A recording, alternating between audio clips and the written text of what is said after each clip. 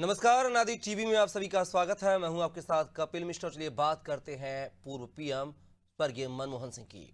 हजारों जवाबों से अच्छी है मेरी खामोशी।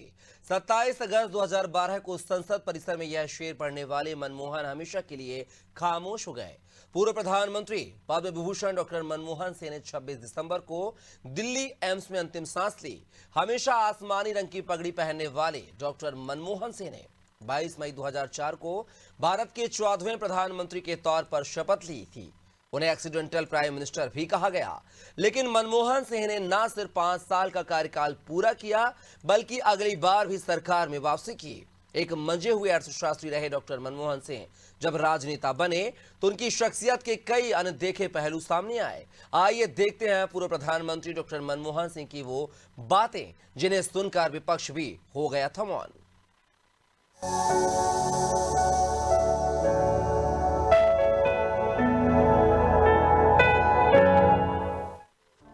23 मार्च 2011 है। संसद में सुषमा स्वराज से शेरो शायरी में नोक-झोंक। लोकसभा में वोट के बदले नोट विषय पर चर्चा हो रही थी। तत्कालीन प्रधानमंत्री डॉक्टर मनमोहन सिंह विपक्ष के सवालों का जवाब दे रहे थे। इस दौरान नेता विपक्ष सुषमा स्वराज ने उन पर कटाक्ष करते हुए कहा था, तू इधर उधर की ना बात कर, ये बता के कारवां क्यों लुटा। मुझे रहजनों से गिला नहीं, तेरी रहबरी का सवाल है। इसके जवाब में मनमोहन सिंह ने कहा था, माना कि तेरी दीद के काबिल नहीं हूँ मैं, तू मेरा शौक तो देख, मेरा इंतजार तो देख। मनमोहन सिंह के इस जवाब पर सत्ता पक्ष ने काफी देर तक मेज थपथपाई थी, वहीं विपक्ष खामोश बैठा रहा था। तू इधर उधर की ना बात कर, ये बता कि काफिला क्यों लुटा। तू इधर उधर की ना बात कर, ये बता कि काफिला क्यों लुटा। हमें रहजनों से गिरा नहीं, तेरी रहबरी का ख्याल है। माना कि तेरी दीद के काबिल नहीं हूँ मैं।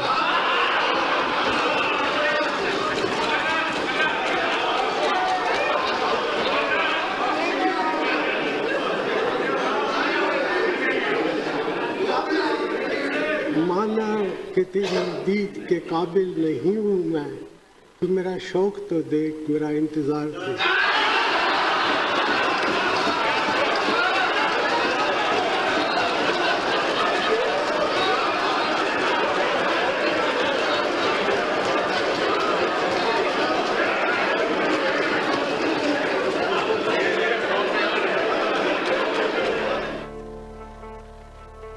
27 अगस्त 2012 है। मनमोहन सिंह ने संसद के बाहर कहा, हजारों जवाबों से अच्छी मेरी खामोशी। संसद का सत्र चल रहा था। मनमोहन सरकार पर कोयला ब्लॉक आवंटन में भ्रष्टाचार का आरोप लगा। उन्होंने लोकसभा में बयान देने के बाद संसद भवन के बाहर मीडिया में भी बयान दिया। उन्होंने उनकी खामोशी पर ताना कसने वालों को जवाब देते हुए शेर पढ़ा, हजारों जवाबों से अच्छी है मेरी खामोशी। न जाने कितने सवालों की आबरू रखी। हजारों जवाबों से अच्छी है मेरी खामोशी, न जाने कितने सवालों की आबरू रखी। 27 सितंबर 2013 है। अमेरिकी प्रेसिडेंट बराक ओबामा से मुलाकात। साल 2010 टोरंटो में G20 शिखर सम्मेलन था। इसमें मनमोहन सिंह के साथ द्विपक्षीय बैठक से पहले ओबामा ने उनकी तारीफ की थी। ओबामा ने कहा था, मैं आपको बता सकता हूँ कि यहाँ G20 में जब प्रधानमंत्री बोलते हैं तो लोग सुनते हैं। ऐसा इसलिए है क्योंकि उन्हें आर्थिक मुद्दों की गहरी जानकारी है। जब बराक ओबामा ने अपने राजनीतिक सफर पर अ प्रॉमिस्ड लैंड किताब लिखी थी, तो इसमें उन्होंने नवंबर 2010 की उनकी भारत की यात्रा का करीब 1400 शब्दों में जिक्र किया था। इस दौरान मनमोहन सिंह भारत के प्रधानमंत्री थे। ओबामा लिखते हैं, नवंबर की उस रात मनमोहन सिंह का घर छोड़ते हुए सोच रहा था कि 78 साल के प्रधानमंत्री जब अपनी जिम्मेदारी से अलग होंगे तो क्या होगा। क्या मशाल कामयाबी के साथ राहुल गांधी तक पहुंच जाएगी। सितंबर 2013 मनमोहन सिंह ने पूछा, क्या मुझे इस्तीफा दे देना चाहिए? जुलाई 2013 में सुप्रीम कोर्ट ने फैसला दिया कि अदालत से किसी केस में दोषी करार दिए जाने पर सांसदों विधायकों की सदस्यता रद्द हो जाएगी।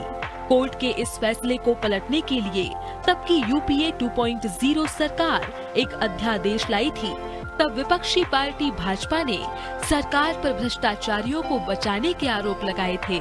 इस वाकये के समय मनमोहन सिंह अमेरिका में थे। अहलूवालिया अपनी किताब back stage the story behind India's high growth years में लिखते हैं कि मनमोहन सिंह ने मुझसे पूछा था कि क्या मुझे इस्तीफा दे देना चाहिए। इस पर मैंने जवाब दिया कि मुझे नहीं लगता कि इस मुद्दे पर इस्तीफा देना उचित होगा। 3 जनवरी 2014 बतौर पीएम आखिरी प्रेस कॉन्फ्रेंस। मनमोहन सिंह ने 2014 में प्रेस कॉन्फ्रेंस कर अमेरिका के साथ परमाणु करार की घोषणा की। यह किसी भारतीय प्रधानमंत्री की आखिरी प्रेस कॉन्फ्रेंस थी। इस दौरान उनके सामने 100 से ज्यादा पत्रकार संपादक बैठे थे। यूपीए सरकार भ्रष्टाचार के आरोपों से घिरी हुई थी और सारे सवाल उसी से जुड़े थे। उस प्रेस कॉन्फ्रेंस के दौरान मनमोहन सिंह ने 62 अनस्क्रिप्टेड सवालों के जवाब दिए थे। तब मनमोहन सिंह ने खुद की आलोचना को लेकर कहा था कि उन्हें कमजोर प्रधानमंत्री कहा जाता है, लेकिन मीडिया की तुलना में इतिहास उनके प्रति अधिक उदार रहेगा। 17 मई 2014 प्रधानमंत्री के रूप में डॉक्टर मनमोहन सिंह का आखिरी संबोधन। 2014 लोकसभा चुनाव में यूपीए की हार के बाद डॉक्टर मनमोहन सिंह ने प्रधानमंत्री के रूप में आखिरी बार देश को संबोधित किया था। उन्होंने कहा, मुझे जो कुछ मिला है इस देश से ही मिला है। अपने संबोधन में उन्होंने कहा कि 10 साल पहले इस जिम्मेदारी को संभालते वक्त मैंने अपनी पूरी मेहनत से काम करने और सच्चाई के रास्ते पर चलने का निश्चय किया था।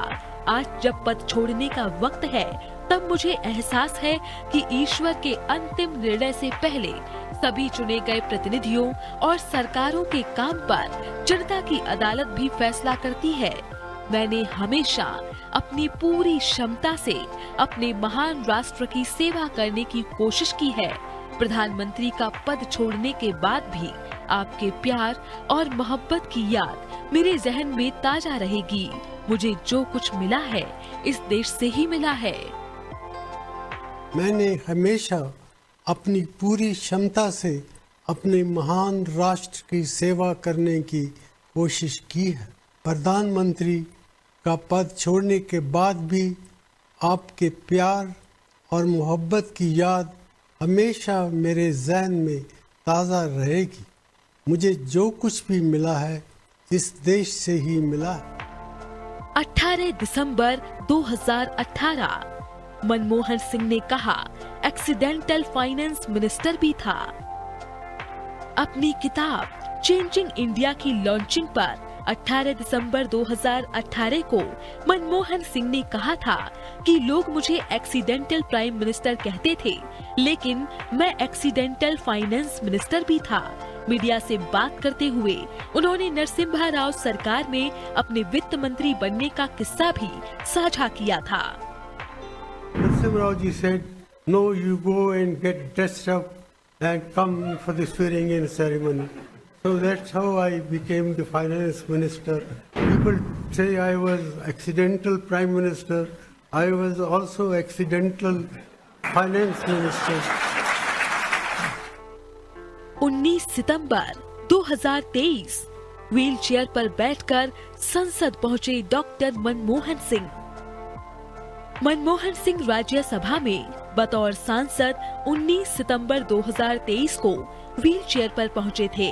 इससे पहले 7 अगस्त 2023 को भी व्हीलचेयर पर संसद की कार्यवाही अटेंड की थी। 8 फरवरी 2024 को पीएम मोदी ने कहा था, कुछ दिनों पहले वोटिंग का अवसर था, पता था कि विजय सत्ता पक्ष की होगी, अंतर भी बहुत था, लेकिन मनमोहन सिंह जी व्हीलचेयर में आए और वोट किया। एक सांसद अपने दायित्वों के प्रति कितना सजग है, इसका वे उदाहरण है। वे व्हील चेयर पर वोट देने आए। सवाल ये नहीं कि वे किसको ताकत देने आए, मैं मानता हूँ कि वे लोकतंत्र को ताकत देने आए थे। Doctor Manmohan Singh ji wheel chair में आए, वोट किया। एक सांसद अपने दायित्व के लिए कितना सजग है, उसका वो उदाहरण है। सवाल ये नहीं है कि वो किसको ताकत देने के लिए आए थे। मैं मानता हूं वो लोकतंत्र को ताकत देने आए थे।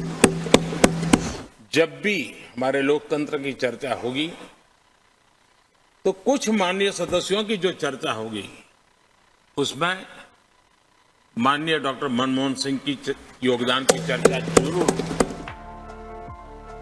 सितारों के आगे जहां और भी हैं, संसद में ये शेर पढ़ने वाले डॉक्टर मनमोहन सिंह का शायराना अंदाज सभी देशवासियों को याद रहेगा। वह जब भी बोले उनके बयान सुर्खियां बन गए। इकोनॉमिक्स प्रोफेसर से प्रधानमंत्री तक का सफर तय करने वाले भारतीय अर्थव्यवस्था के भीष्म पितामह को पूरा देश भावभीनी श्रद्धांजलि दे रहा है।